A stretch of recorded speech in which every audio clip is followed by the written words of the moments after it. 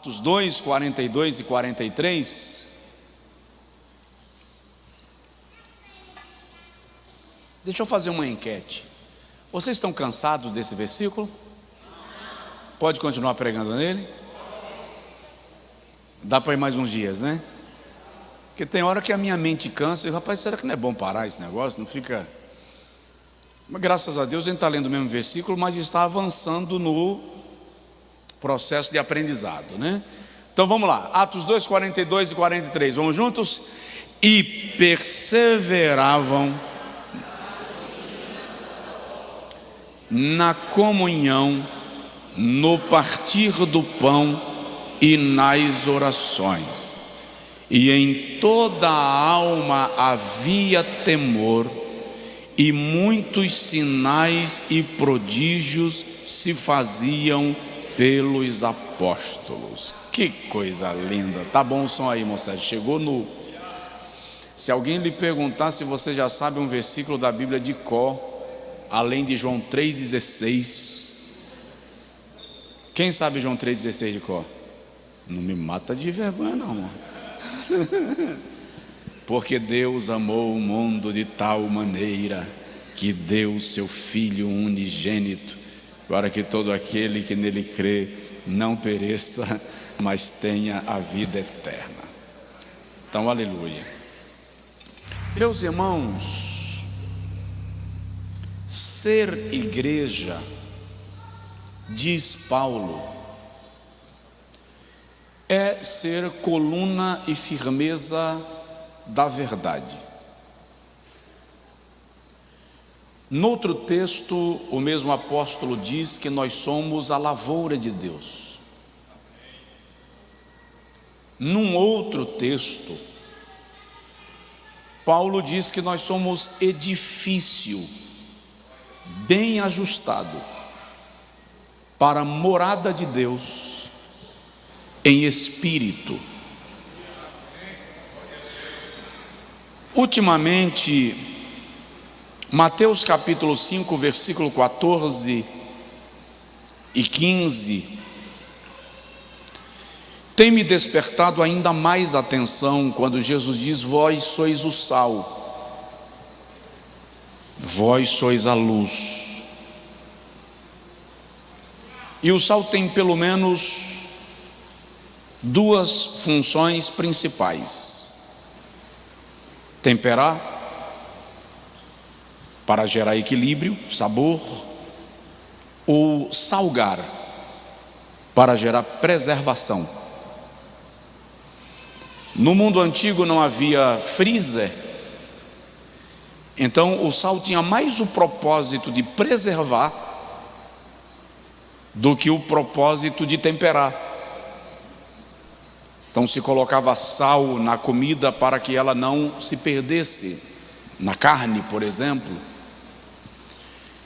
A igreja, como sal e luz, precisa ser referência, precisa ser luzeiro.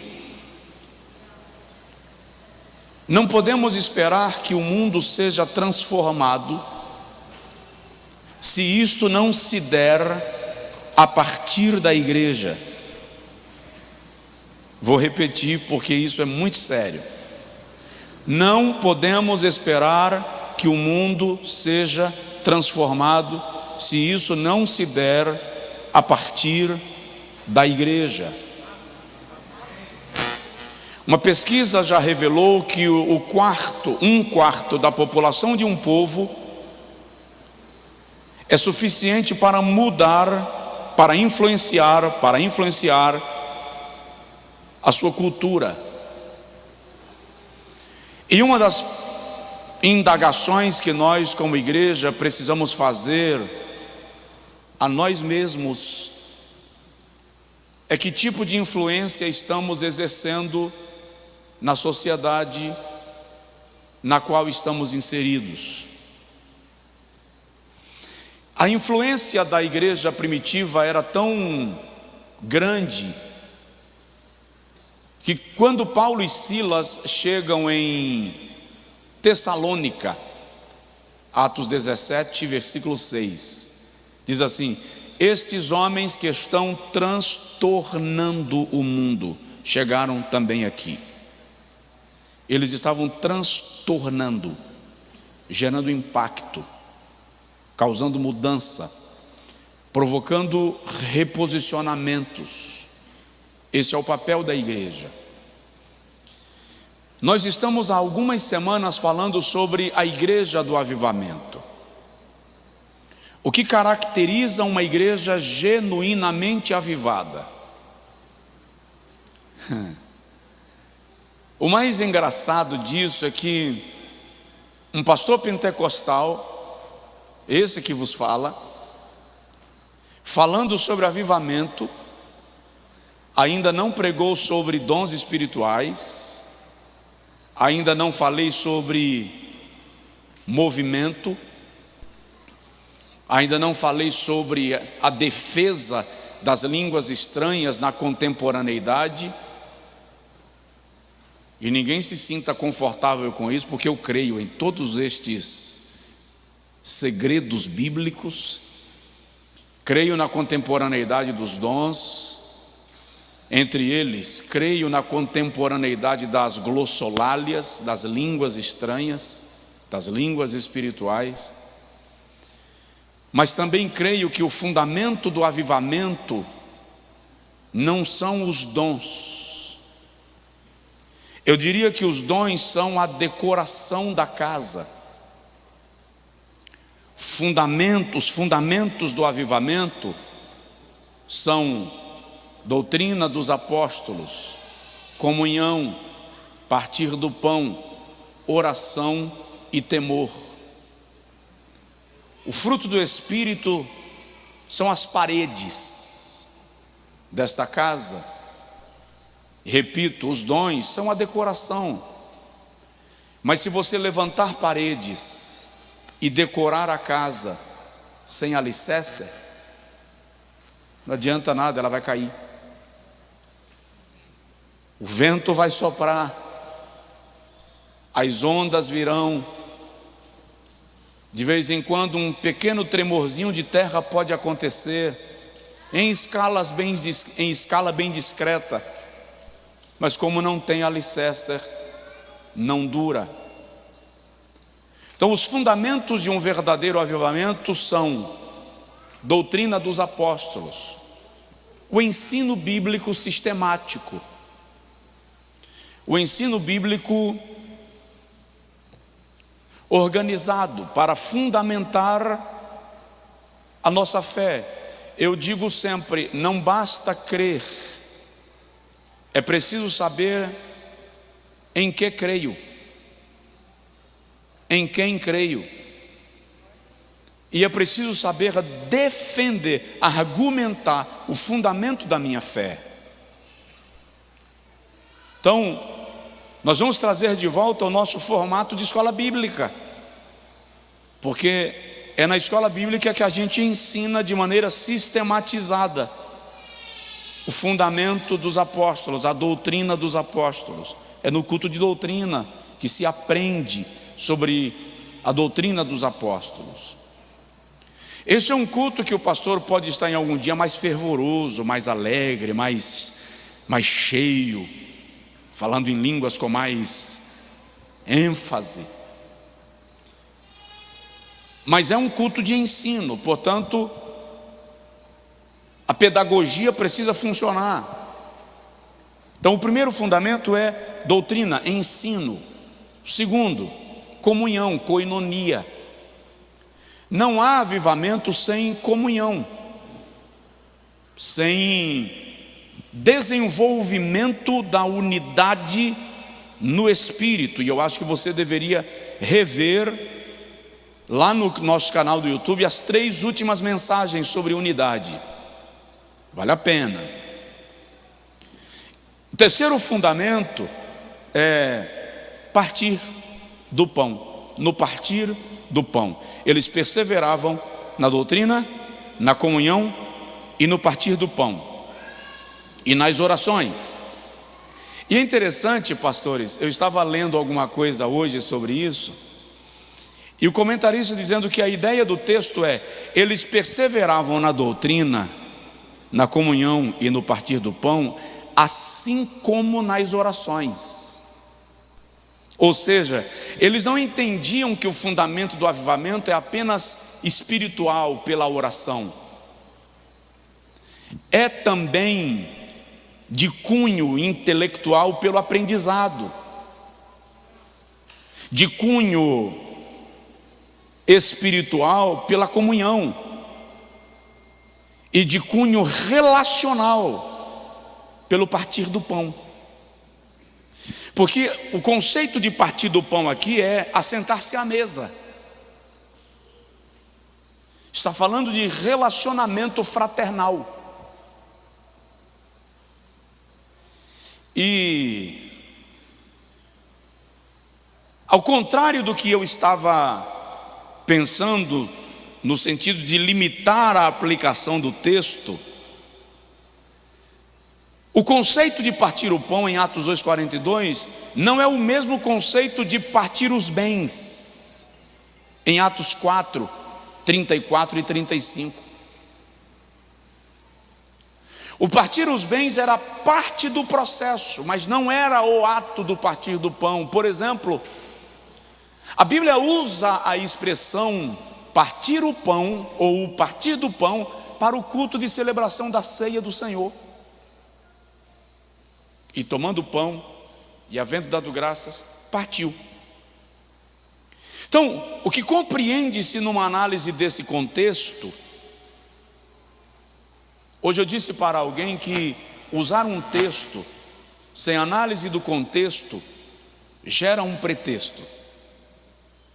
Então, analisando o contexto, o partir do pão aqui se dava no culto da celebração da ceia, que Lucas, em Atos capítulo 20, versículo 7, nos faz entender que se dava no primeiro dia da semana, o chamado dia do Senhor, o domingo. Era o dia que a igreja se reunia para celebrar a ceia do Senhor. E nesse mesmo dia havia uma reunião que é conhecida no Novo Testamento como ágape, o culto do amor. Eles ceavam a ceia do Senhor, mas naquele dia também comiam juntos. Lembra que a gente fazia uns cafés da manhã? Vamos tirar do passado e trazer para o presente? Vamos voltar a fazer? Aquilo era partir o pão, tomar a ceia e partir o pão comendo juntos, partilhando juntos, muito mais do que do pão, partilhando da mesa. Detalhe: ninguém se assenta à mesa com outro com quem você não tenha comunhão. Então por isso ele diz, na doutrina, na comunhão e no partir do pão, porque quando há comunhão, não há problema em partilhar a mesa. Na verdade, as relações se fragilizaram, inclusive as relações familiares, desde o momento que a mesa perdeu o seu lugar na casa. Aliás, algumas casas nem têm mesa mais. A ideia são almofadas, sala de TV com poltronas reclináveis. Mesa não, porque está fora de moda. E você vai analisar que a mesa é o lugar onde a comunhão é posta em exercício. Então, eles, na ceia do Senhor, partiam o pão, comiam juntos, e também partiam os bens, repartiam os bens. Ou seja, se houvesse alguém passando necessidade, Ali mesmo se identificava e se tomava providências de suprir o necessitado, para que entre eles não houvesse necessitado algum. Se falar nisso, eu passei aqui, dei uma olhadinha no armário da Casa do Pão, está vazio. Dê um jeitinho de encher daqui para quinta-feira, em nome de Jesus. Estou só provocando, estou na mensagem, estou no cenário, estou no contexto. É que o irmão não faz, a maioria de nós não faz ideia de quantas pessoas são atendidas pelo Casa de Pão. Eu vejo as cestas saindo diariamente, frequentemente, às vezes de 3, de 4, para atender famílias diversas.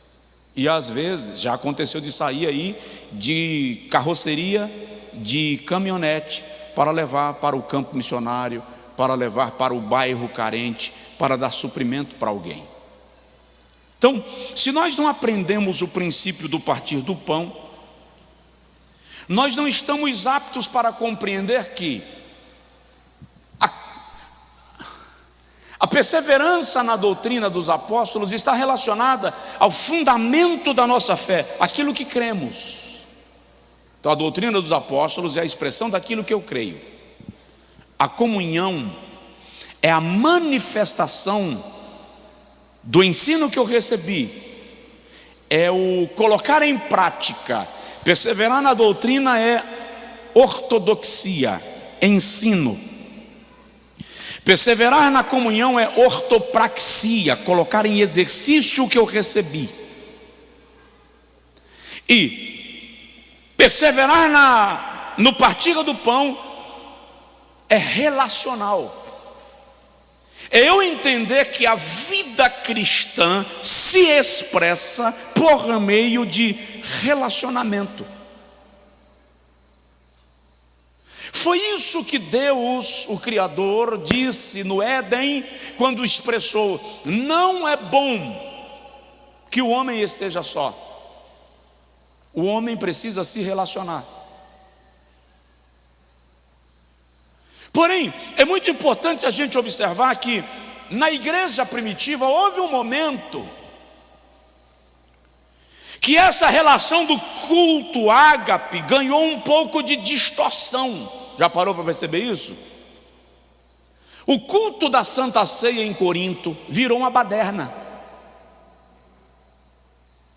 Uma baderna tão grande que Paulo se sente no dever pastoral de escrever para aquela igreja o capítulo 11 da primeira carta, para orientar sobre a Santa Ceia e dizer: eu ouço que quando vocês se reúnem para comer, há embriaguez. Ou seja, a reunião ágape, a reunião do amor, começou a se transformar e ágape fala de amor divino, começou a se transformar num ambiente de desordem. Paulo chega a dizer que alguns embebedavam. Então preste atenção num princípio: tudo aquilo que não é orientado e conduzido segundo a palavra de Deus, por melhor que seja, pode se deturpar. Então precisa ter sempre a vigilância. A intenção é boa, o propósito é bom e o projeto é bom, mas se perder o foco, se deixar de ser orientado, conduzido, pastoreado, cai para a desregra. Então o que eu quero trabalhar, raciocinar com os irmãos hoje, na primeira noite do partir do pão, é sobre esse princípio bíblico que deve orientar a nossa fraternidade cristã. É mais do que solidariedade, é fraternidade, é expressão do amor espiritual que nos une e nos dá a capacidade de partilhar a mesa. Olha o que a Bíblia diz sobre isto para nós e nosso crescimento. A Bíblia diz que quanto mais você dá, mais você recebe. Tem muita gente que tem uma dificuldade violenta de dar, de oferecer. Mas olha o que a Bíblia diz na primeira carta do apóstolo Paulo aos Coríntios. Vamos ler, capítulo 9, versículo 6.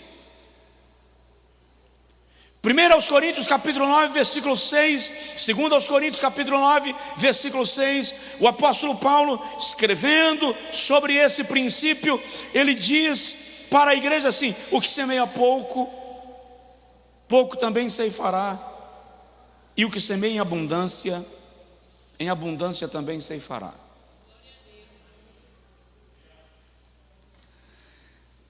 Alguns expositores usam esse versículo apenas para falar do ato de ofertar na igreja. Mas Paulo está falando aqui justamente do ato da igreja de Corinto, que manifestou o seu desejo de contribuir com a igreja da Judéia. Então, quando eu supro a necessidade de um irmão passando por dificuldade, eu também estou semeando.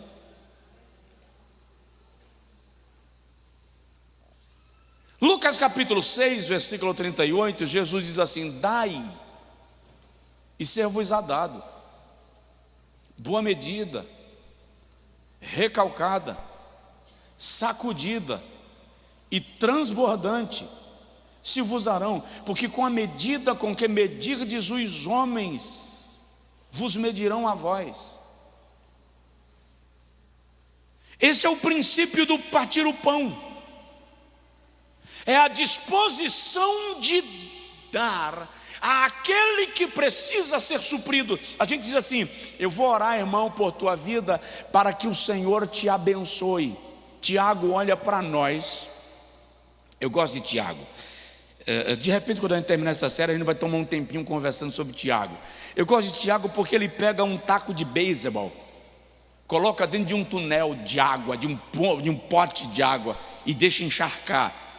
E no outro dia ele chega na igreja sentando o cacete, sentando a porrada na religiosidade.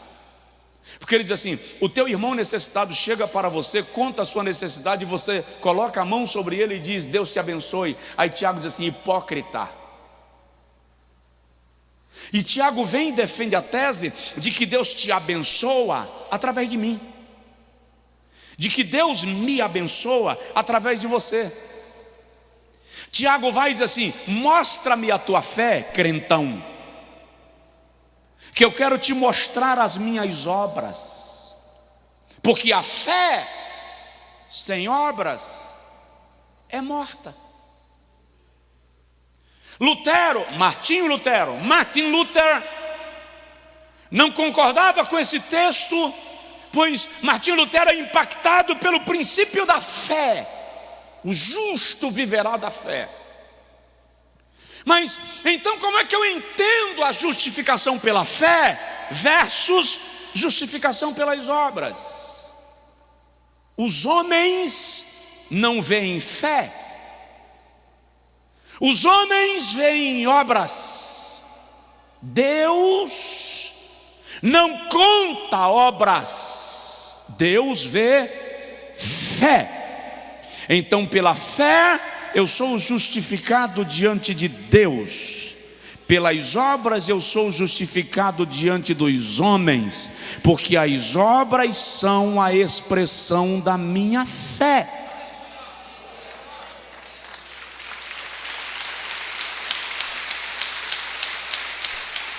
Por isso, dai e ser-vos-á dado. Eclesiastes capítulo 11, versículo 1 diz assim: lança o teu pão sobre as águas, porque depois de muitos dias o acharás. O que Salomão está defendendo é que o pão que você lançou sobre as águas será reencontrado. É um princípio de semeadura que gerará inevitavelmente colheita. Provérbios 11, 25 diz assim: a alma mão generosa prosperará, e aquele que atende também será atendido. Olha o versículo 26: ao que retém o trigo, o povo amaldiçoa, mas bênção haverá sobre a cabeça que o vende. Interessante que a Bíblia não define o princípio de que tudo você deve dar. Tem coisa que está no campo do vender.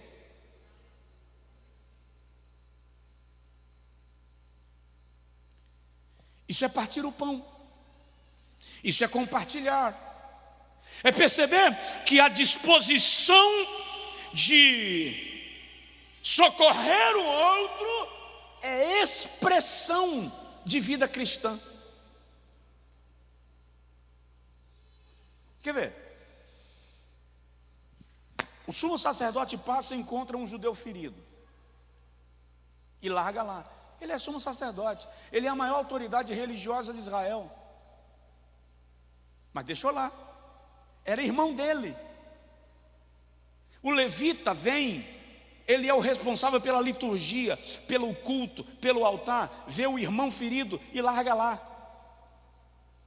Aí quando vem um samaritano que é inimigo cultural e religioso, desce do seu animal, cura as feridas do judeu ferido, leva-o para a hospedagem, paga o tratamento e ainda diz: se não for suficiente, quando eu voltar, te pago o resto. Jesus está nos ensinando ali a lei do próximo, e ele declara que o nosso próximo não é necessariamente aquele que pratica a mesma religião.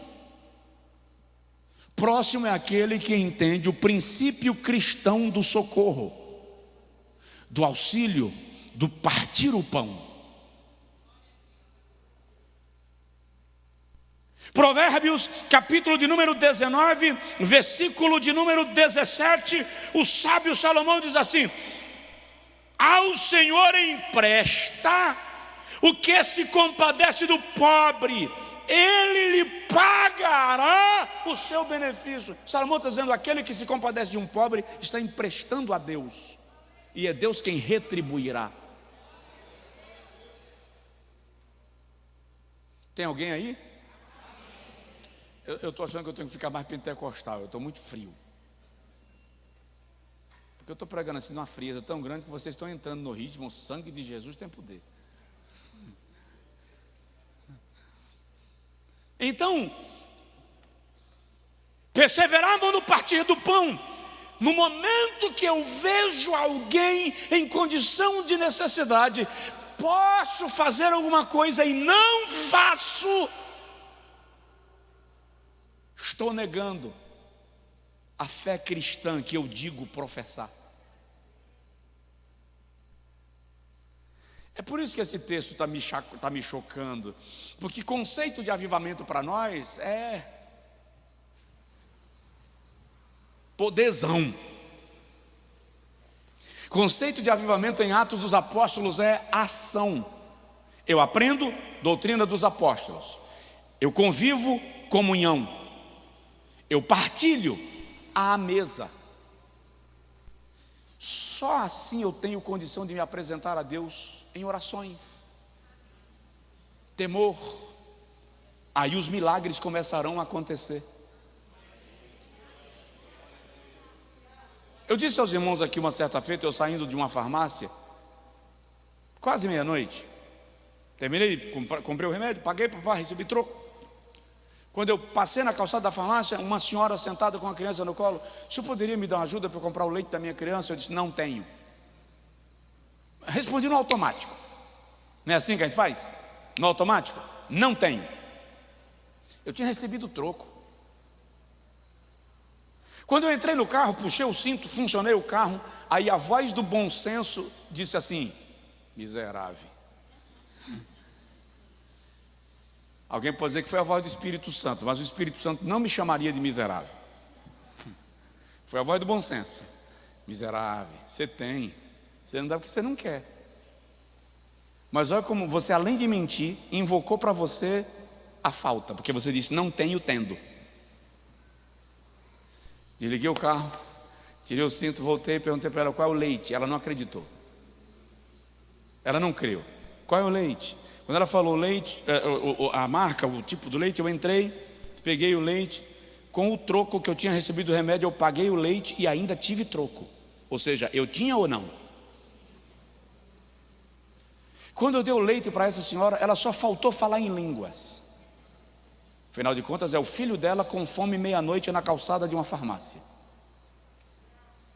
Levantou com essa criança, agradecendo, abençoando, estendendo a mão, foi para casa numa alegria extraordinária. Quantas vezes, com o mínimo de esforço, a gente pode socorrer alguém na sua intensa dor, mas nós estamos no automático. Então, precisamos aprender o princípio do quanto mais dá, mais recebe. Provérbios capítulo 22, versículo de número 9, o sábio diz assim: o que vê com bons olhos será abençoado, porque dá do seu pão ao necessitado. Nós vamos mergulhar no partir do pão. Eu vou sentar na sua mesa nas próximas semanas. Eu vou tomar café com você aqui no púlpito.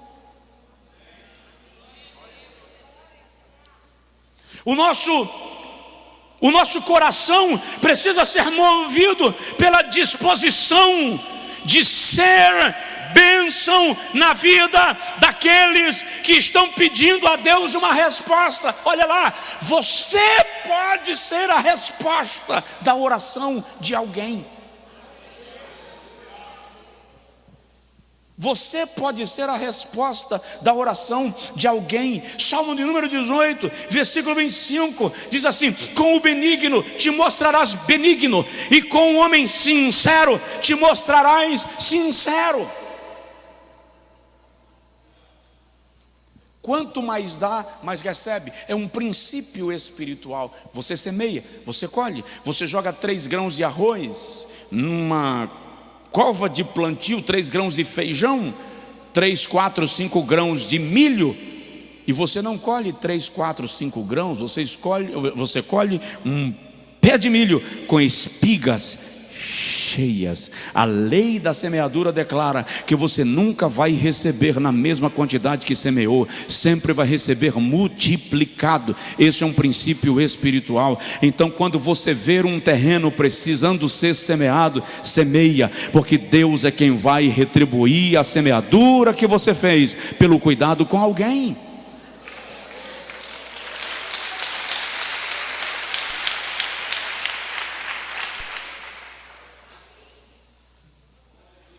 É claro que na igreja tem uns irmãos que ficam esperando Deus revelar que ele precisa de auxílio. Aí fica difícil, porque o que a Bíblia diz é: comunicai aos santos, ou comunicai com os santos nas suas necessidades. Então precisa haver comunicação. Deus não precisa me revelar de madrugada que a sua mesa está precisando de suprimento, quando você pode chegar a mim e dizer: pastor, eu estou precisando de uma provisão da parte de Deus. E aí a gente vai encontrar o caminho, porque podemos ser o instrumento de Deus para a provisão. Alguém diz amém? Amém. Vamos lá. Segundo lugar, estou falando do princípio do partir o pão. Depois do princípio a gente entra na cozinha. Hoje a gente vai ficar só no princípio, tá? Deus ama ao que dá com alegria. Nunca partilhe a mesa resmungando.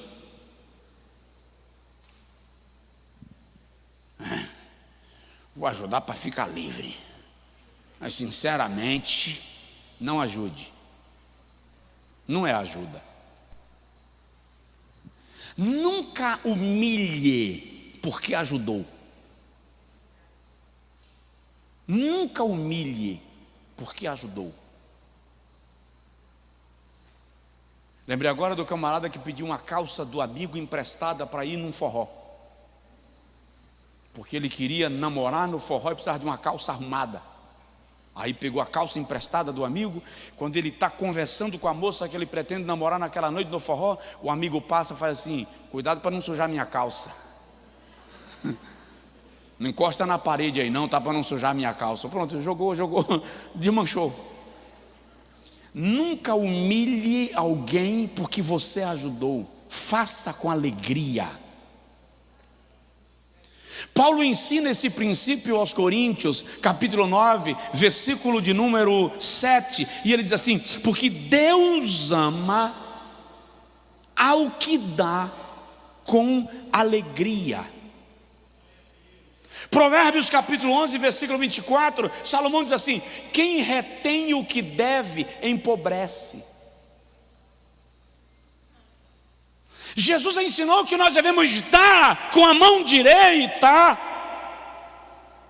sem que a esquerda o perceba.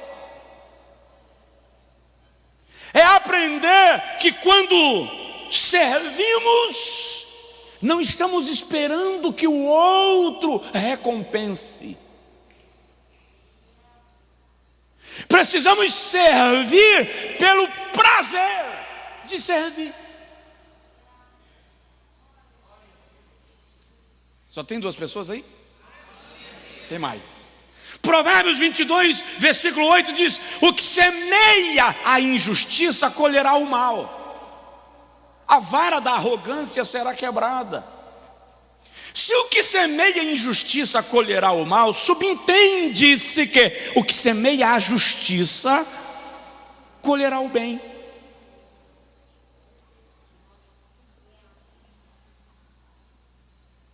Eu vou citar um texto de um livro chamado Apócrifo, que consta no texto da Bíblia Católica, o livro de Eclesiástico, capítulo 18, versículo 15 a 18. É um texto interessante, diz assim: filho meu, quando fazes um favor, não repreendas.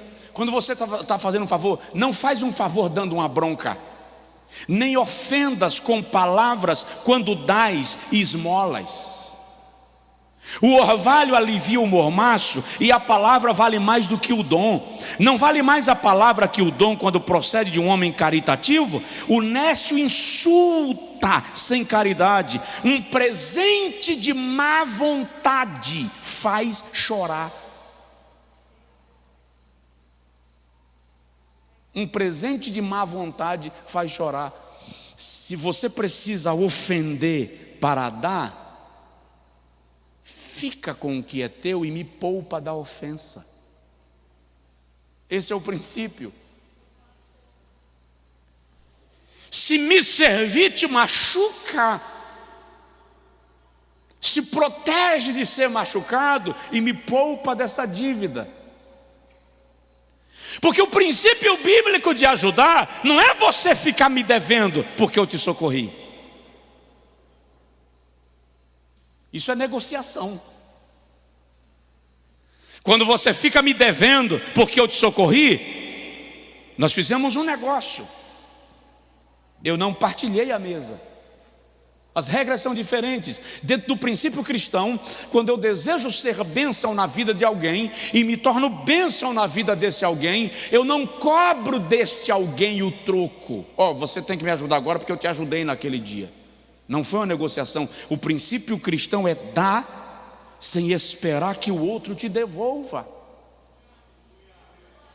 Isso é partir o pão. Provoca o irmão do seu lado aí e diz assim: deixa Deus te usar. Deixa Deus te usar. Vou mais um pouquinho e já encerro. Estou só chegando perto da sua mesa, nem sentei ainda. Há 15 dias atrás, um bilionário norte-americano doou 100% da sua fortuna, 9 bilhões de dólares. E quando alguém perguntou para ele: como é que você faz uma doação de 100% da sua fortuna, 9 bilhões de dólares? Ele disse: quando eu era pobre, eu disse a Deus que eu queria ficar rico para doar a minha riqueza. Eu estou apenas cumprindo aquilo que eu prometi a Deus. Fala sério, você com 9 bilhões de dólares, olha bem para mim, olha bem nos meus olhos azuis. Quem faria essa doação?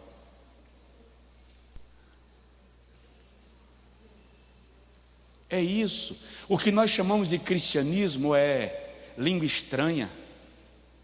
O que nós chamamos de vida cristã é frequentar a igreja diariamente.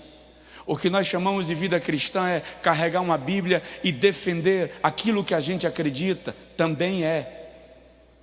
Mas praticar aquilo que Jesus ensina é muito mais cristianismo do que revelar uma espiritualidade baseada em dons extraordinários. Diga amém. Agora diga assim: Jesus, ministra no meu coração esses princípios, me ensina. Terceiro lugar, falando do princípio de partir o pão, a Bíblia diz que aquele que parte o pão, Deus lhe fará abundar em graça.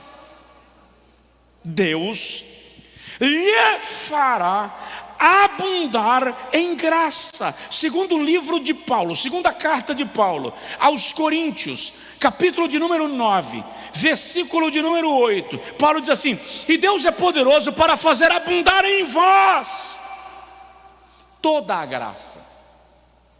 E o que é abundar em mim toda a graça? A fim de que, tendo sempre em tudo toda a suficiência, abundeis em toda boa obra. Paulo está dizendo que quando o nosso coração semeia com alegria, Deus faz abundar em nós toda a graça. Como é que se manifesta essa abundância de graça? Tendo tudo, sempre em abundância, podemos superabundar em toda boa obra. O que Paulo está dizendo é que quando o nosso coração se abre para partir o pão, Deus derrama sobre nós a graça da prosperidade, de modo que você terá tudo, sempre, para continuamente superabundar em boa obra. Não, você não entendeu. Eu estou mais ou menos assim, pastor, eu estou preferindo não prosperar para não ter que dar nada para ninguém. Na maneira que vocês estão reagindo, está parecendo isso. Não, o senhor deixa eu quieto aqui como eu estou mesmo, sem ter abundância, porque pelo menos eu não tenho que passar pelo processo de servir ninguém. Deus fará abundar em vós toda a graça, a fim de que, tendo sempre, vamos traduzir: aquilo que eu dei não me fará falta, porque haverá uma reposição automática, sobrenatural, tendo sempre.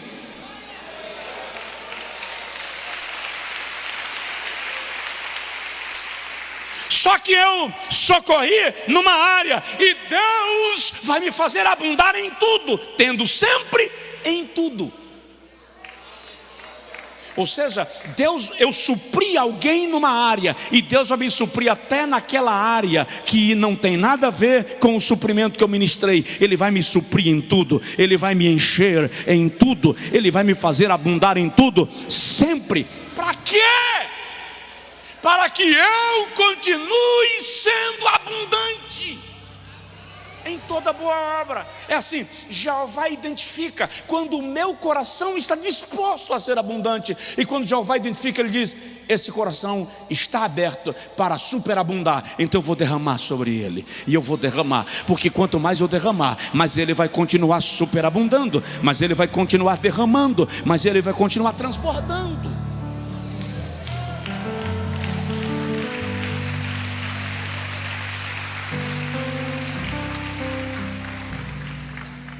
Esse é o princípio espiritual. Toda a suficiência. É o que Paulo nos informa em 2 Coríntios 9, versículo 8. Toda suficiência. Quarto lugar, quando nós desenvolvemos o princípio espiritual de partir o pão, olha que coisa linda, nós constituímos intercessores movidos pela afeição. Vou repetir: constituímos intercessores, movidos pela afeição. Segundo aos Coríntios capítulo 9, versículo 14, Paulo diz assim: e pela sua oração por vós. Aqui ele está falando daqueles que receberam as bênçãos enviadas pela igreja de Corinto. E pela sua oração por vós, tendo de vós saudades, por causa da excelente graça de Deus que está em vós. Graças a Deus, pois, pelo seu dom inefável. Ele está dizendo que aqueles que receberam as dádivas estarão orando por aqueles que as enviaram com saudade. O incrível é que Paulo está falando de uma saudade de pessoas que aqueles irmãos não conheciam, porque os irmãos de Corinto vão enviar para os irmãos da Judéia, e os irmãos da Judéia não conhecem os irmãos de Corinto, nem os irmãos de Corinto conhecem os irmãos da Judéia. E eles não vão conseguir entrar no WhatsApp para pelo menos ver a foto do perfil. Eles simplesmente não sabem quem são. Mas quando eles receberam a dádiva que veio de Corinto, eles oram a Deus pelos que enviaram e oram com saudade,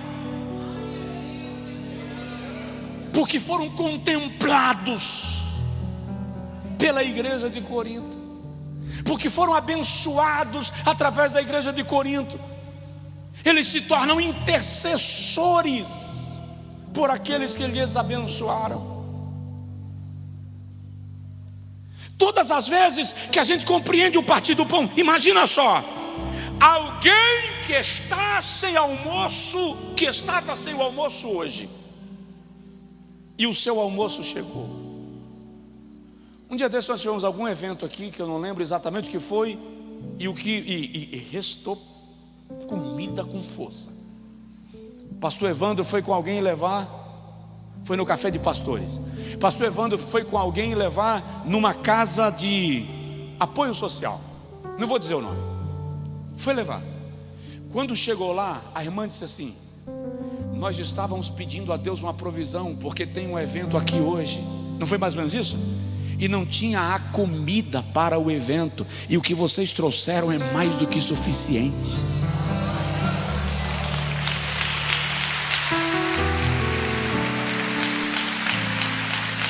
Agora imagine aqueles irmãos orando ao redor da mesa. Todos não tinham o que comer. Eles vão dizer assim: Senhor, obrigado pelo alimento que o Senhor nos enviou, e abençoa aqueles que enviaram. Ô queridão, você já parou para analisar a profundidade desta oração, a inteireza desse coração, agradecendo a Deus por você que se transformou em instrumento de bênção para a provisão daquela mesa naquele dia?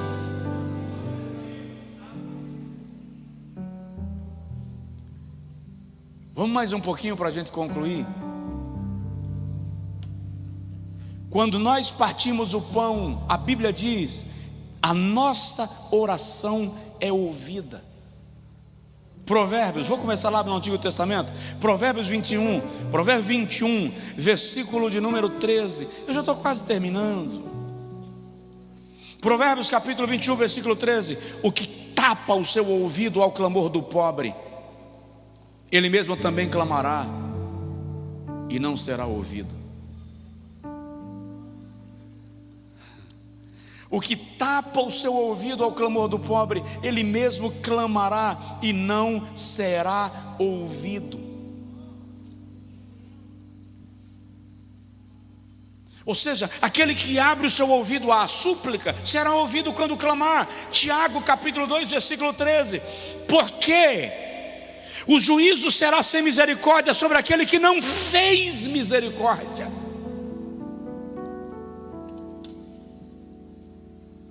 Você quer misericórdia? Seja misericordioso. Seja zeloso. Estamos aprendendo sobre avivamento. Mas pastor Josué, eu aprendi que avivamento é outra coisa. É muito poder, muita graça, muita unção. Eu também. Mas o que eu quero que você entenda é que esse muito poder, muitos dons espirituais, são apenas a decoração da casa. Casa sem alicerce não tem estrutura. O alicerce, o fundamento do avivamento é doutrina dos apóstolos, comunhão, partir do pão, oração e temor. Essas são as colunas de sustentação do avivamento. Uma igreja expressa avivamento quando ela vive essa experiência. Caso contrário, não passa de alegria de fim de culto.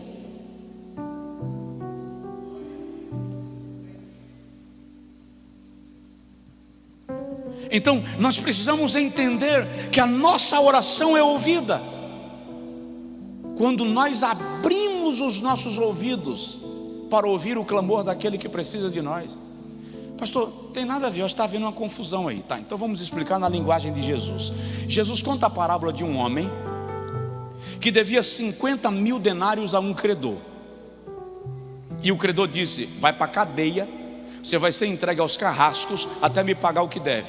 Ele cai aos pés do seu senhor e diz assim: tenha misericórdia de mim, eu não posso te pagar, mas quando eu puder eu te pagarei. Aquele senhor que é o credor diz assim: tá, vou te liberar, vou perdoar a tua dívida, segue em frente, vai cuidar da vida. Quando ele sai da casa do seu senhor, ele encontra alguém que lhe devia 50 denários, 500 denários. E ele disse: me paga os 500 denários. Ele foi perdoado de 50 mil. Me paga os 500 denários. O cara disse: eu não posso te pagar, por favor, tem misericórdia de mim. Você vai para a cadeia. Aqueles servos do primeiro senhor que presenciaram quando ele foi perdoado e agora presenciam a falta de misericórdia dele, correm lá no senhor e dizem assim: olha, aquele camarada que você perdoou nesse instante acabou de prender um que devia a ele infinitamente menos. Ele não foi misericordioso como você foi com ele. Aquele senhor disse: traz ele aqui de volta. Quando ele voltou, o senhor disse assim: eu não te perdoei muito mais do que aquele que te devia lá fora e tu mandasses prendê-lo? Não poderias tu usar de misericórdia para com ele, assim como eu usei de misericórdia para contigo? Por causa da tua falta de misericórdia, vai também para a cadeia, e quando você puder me pagar, você será solto. Ou seja, aquilo que eu faço, a maneira como eu te peso, a maneira como eu te meço, a maneira como eu te trato, reflete na maneira como eu quero ser tratado no reino de Deus. Alguém me entendeu? Diga amém. Não está na hora da gente medir a maneira que a gente trata os outros? Não está na hora de a gente compreender que avivamento vai muito além do que expressão de fervor no final do culto? Aquele que partilha o pão, termino, confirma a sua fé pelas obras. Eu creio, mas nada faço que testifique da minha fé. Eu creio em Jesus Cristo, mas como Jesus agiria na condição que eu estou e no momento que eu estou? Tem um filme muito antigo, salvo engano é uma produção católica, mas o nome do filme é Em Seus Passos. O que faria Jesus? Como Jesus agiria se o pedido de socorro que eu estou ouvindo agora estiver sendo feito a ele?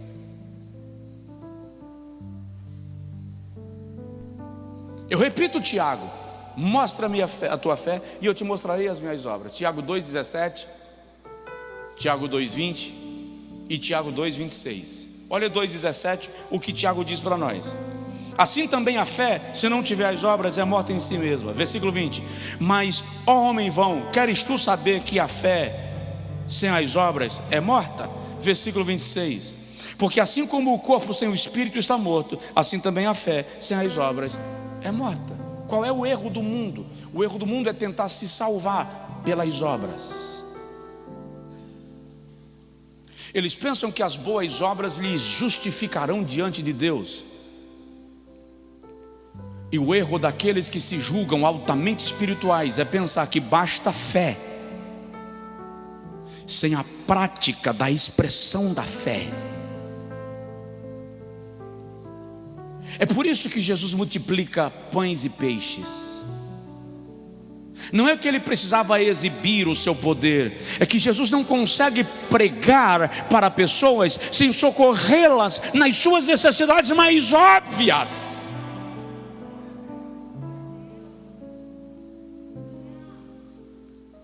E nós, em nossa frieza de coração, muitas vezes percebemos a carência de outrem, podemos ser a resposta, mas a gente retém. Quer ver um exemplo? Vou dar um exemplo simples e a gente fala do último tópico e vai para casa.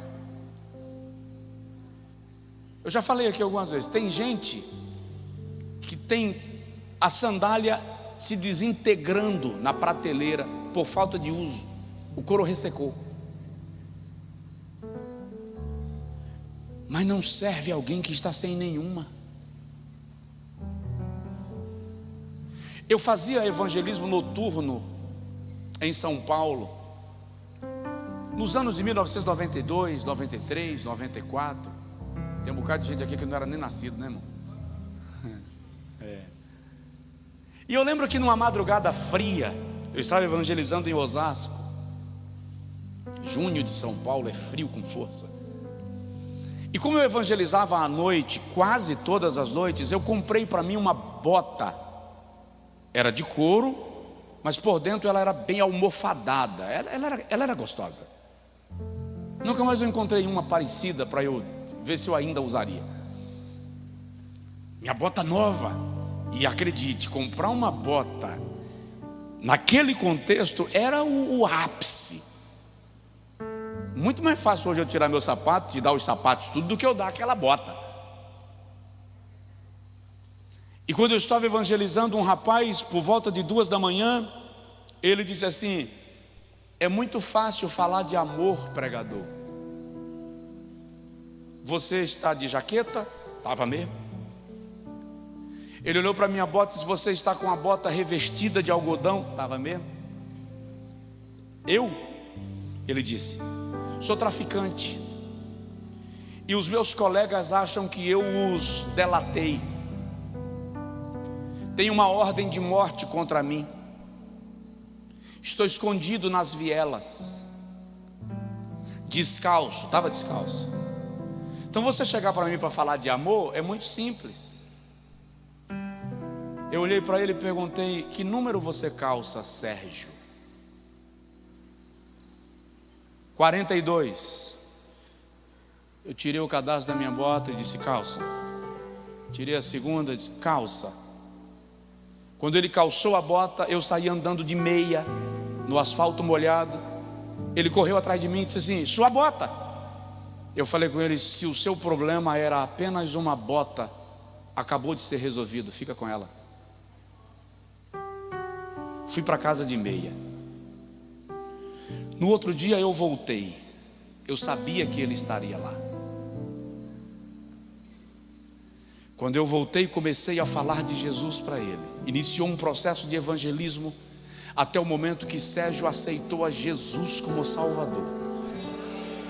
Aí eu fui descobrir que ele era desviado da igreja e fazia parte de um quarteto evangélico muito conhecido em São Paulo naquela época. Procurei o meu pastor na época era tenente da polícia. Ele disse: pastor, eu ganhei um cara para Jesus assim. O pastor disse: cadeia.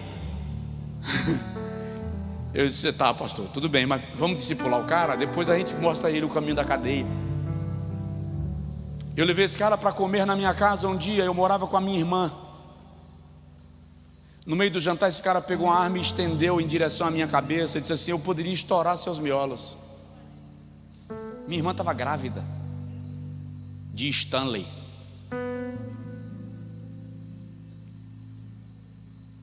Quando eu disse isso para o meu pastor, no outro dia o meu pastor disse assim: se sua irmã abortar por sua causa, eu lhe excluo. Eu disse: sim, senhor. Quando o Sérgio estava firmado na igreja, falando línguas estranhas, Um dia depois do culto eu cheguei para ele e falei assim: Sérgio, está na hora de se entregar para a polícia. E ele disse: não, eu voltei para Jesus, eu estou em comunhão com Deus. Isso é verdade, mas você tem contas a pagar. Para você poder seguir em frente, o melhor é você não deixar nada sem resolver. Fui com ele ao meu pastor. O meu pastor foi com ele à delegacia e o entregou. Ele cumpriu pena. Se tornou um pregador na cadeia. Eu vim embora de São Paulo para Bahia. Perdi o contato. Muito tempo depois eu recebi um recado: pastor, quem está falando aqui é o secretário do pastor Sérgio. Ele mandou eu te ligar para te avisar que está indo pregar em Campinas hoje. Depois te liga. Ele está firme na presença do Senhor e servindo a Cristo. Lança o teu pão sobre as águas, porque depois de muitos dias o acharás. Tua fé não é confirmada de maneira autêntica aos homens pelos milagres que você opera, mas pela disposição de servir que você revela. E eu vou concluir para a gente orar. E semana que vem a gente senta na mesa, ou senta à mesa, para partir o pão de maneira ainda mais prática e profunda. A Bíblia Sagrada diz que é melhor dar do que receber. Atos capítulo 20, versículo 35. Atos 20, 35 diz assim: tenho-vos mostrado em tudo que trabalhando assim é necessário auxiliar os enfermos e recordar as palavras do Senhor Jesus, que disse: mais bem-aventurada coisa é dar do que receber. Por quê? Primeiro, porque quem dá está em melhor condição do que quem recebe. Segundo, porque a maior expressão de Cristo em nós é a disposição de servir. Esse é um princípio. E nós precisamos compreender que toda colheita segue a mesma natureza da semente que foi lançada. Ninguém colhe arroz plantando feijão. Então, quando nos dispomos a servir alguém, quando nos dispomos a dar, estamos semeando para uma colheita no momento certo. E olha bem para mim, não se preocupe se a colheita parece demorar. Mardoqueu livrou o rei Assuero da morte e não foi recompensado. E Mardoqueu poderia sair dizendo: miserável, devia ter deixado morrer. Mas a Bíblia não cita nada sobre Mardoqueu. Aliás, nem cita que das palavras de Mardoqueu que ele tenha feito alguma coisa. Quem cita isso é o rei. E o rei pergunta: o que foi feito a Mardoqueu pelo bem que ele me fez? E alguém disse: nada, ó rei. E o rei disse: tá na hora de fazer o saque. Justamente no dia que Mardoqueu seria pendurado numa forca, a sua semeadura brotou e o fruto foi colhido com misericórdia. Ele salvou a vida do rei e a sua vida foi salva. Ele protegeu a vida do rei e a sua vida foi poupada. Apenas sirva, apenas semeie, apenas cuide, apenas zele, apenas proteja, apenas abençoe, apenas faça e deixa que no relatório de Deus está registrado cada ato, e no tempo determinado Ele autoriza a colheita.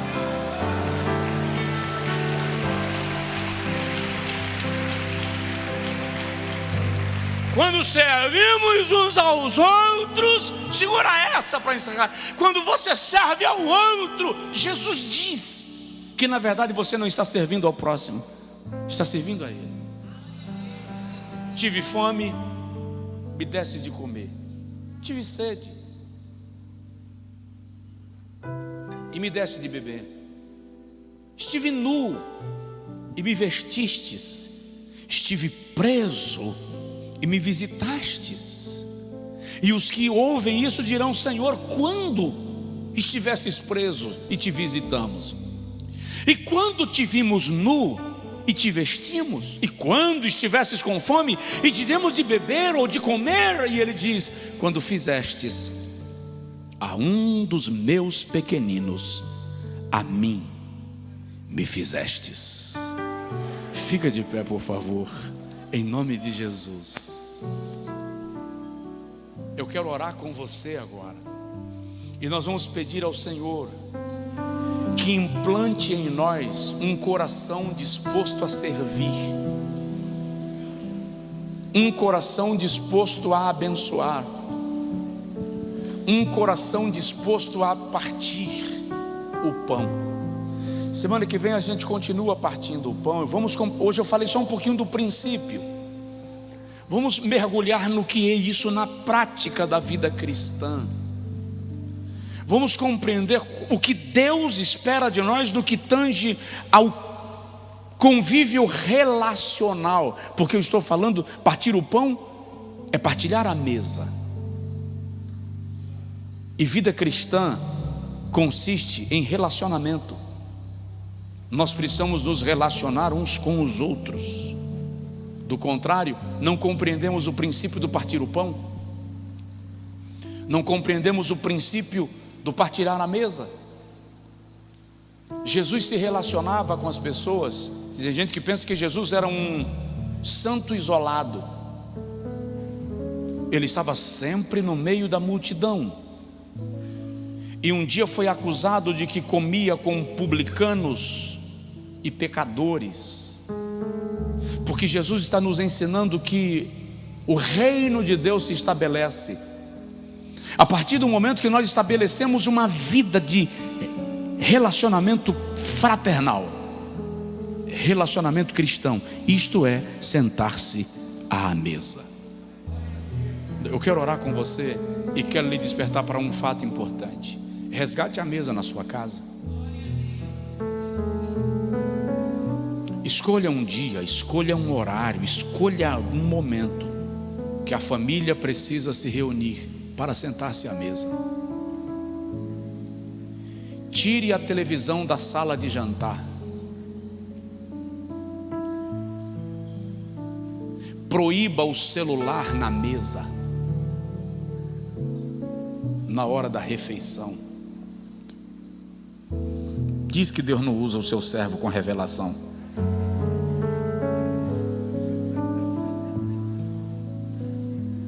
A mesa não é o lugar de responder mensagens de WhatsApp, não é o lugar de conferir o Instagram, não é o lugar de olhar o Facebook. A mesa é o lugar de olhar no rosto um do outro e aprender a agradecer e dizer a Deus: obrigado porque ela está aqui, obrigado porque ele está aqui, obrigado pelo pão. E conversarem entre si. Isto é avivamento, por incrível que pareça. Isto é avivamento. Pai, nos socorre, nos orienta, nos ensina, nos pastoreia, Senhor. Nós queremos que o Senhor nos conduza como ovelhas. Fala conosco, quebra as barreiras construídas em nossa mente e nos ensina, Senhor, sobre vida cristã com relacionamento fraternal. Oh Deus, que o nosso distanciamento, ainda que social, não seja de coração. Que a nossa vida seja nutrida pelo relacionamento uns com os outros. Que o nosso discipulado seja pelo relacionamento. Os teus filhos que estão em casa acompanhando o culto e cultuando conosco, que aprendamos a prática da vida cristã com a disposição de semear, com a disposição de servir e de investir no teu reino, e de investir uns nos outros, cuidando uns dos outros, em nome de Jesus, em nome de Jesus.